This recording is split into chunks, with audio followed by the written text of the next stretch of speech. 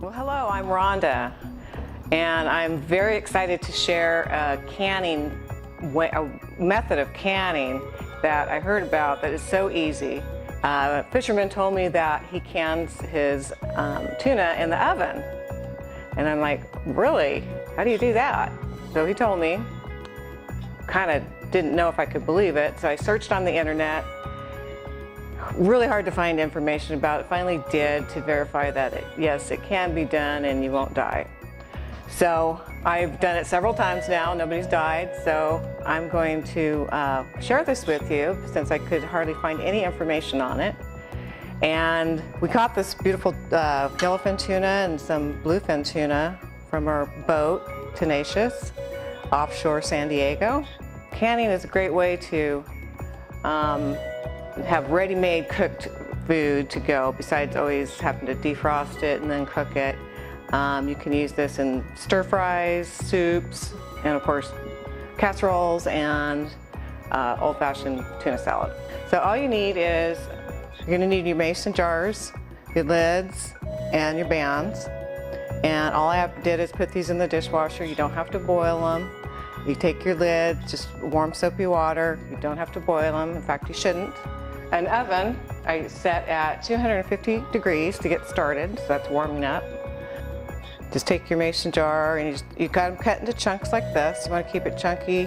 When you get it out of the jar, that's when you can flake it or do whatever you want with it. But you want it thicker pieces because it's going to be in the oven for 4 hours after it boils. We're going to fill this up, not too tight. And I got different sized jars for different applications. I only have enough bluefin tuna for one jar. It's the elusive bluefin tuna. It's very expensive and they're hard to catch. You never know how many jars I need, so I always have a little more than necessary just in case. You could put water or oil. I like, I've tried it both ways and I really see no reason to put oil in it. It's expensive. And you can oil it when you take it out of the jar or do whatever you want with it. So water works just great. So you pour enough water, not all the way too high. You want to leave some headroom because it is going to boil in the oven. So you go ahead and fill that. And you can put all kinds of stuff in here. If you want, some people put garlic cloves in here. Some people put chili peppers. You can use herbs. I like to put rosemary in there because it's a very hardy herb. And it's from my garden, so I have it. But you don't have to do anything because you can season it when you're ready to, when you take it out. I like to do a pinch of salt. I just use kosher salt. Just with the rosemary, just put it right on top. I've tried putting it on the bottom or stuff like that. It just makes kind of a mess. So I have plenty of rosemary, but I just want enough to kind of gives it a very, very faint flavor when you take it out. It's not overpowering at all. Then what you're going to do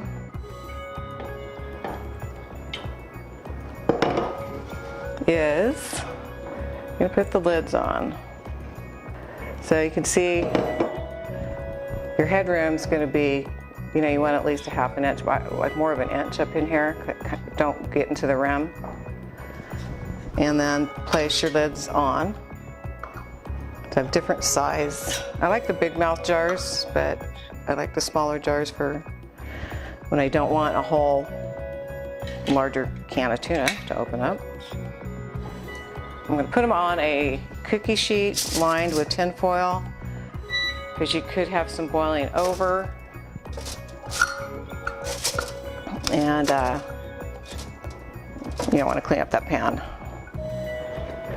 So we're going to set them over here. We're going to put the bands on very loosely to give it room. And then what's going to happen is very loose. You're going to tighten them up later. So when they go in,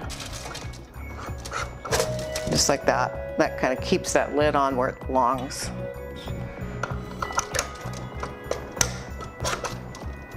Just loose, just loose. There we go, just loose. Okay, so we're ready to put it in the oven. Make sure you remove the top oven rack so you get room for the tall jars. In it goes. Okay, so we're at 250. We're gonna wanna watch it. I'll set a timer for me to check in 20 minutes. Okay, we got boil. Took about 2 hours at 250. You can see it boiling in the jar. And now we're gonna turn it down to 200 and cook another 2 hours. So when they come out and you set them down to cool, you're gonna wanna let them cool for 8 to 12 hours before you tighten the lids. But what happens when they do come out and they're cooling, the cooling process will pull in those lids really tight, and that's when you get the seal. So you don't want to tighten the bands fully because you want to let it happen itself. Then you can tighten the bands and you can check to see if there's a good seal. I usually leave them out at 24 hours completely, so then I can check the bands again. And you push down in the middle of your jar, and if it has give, like this has give, obviously, it shouldn't have any give, then you know it's sealed. If it does have give, no problem.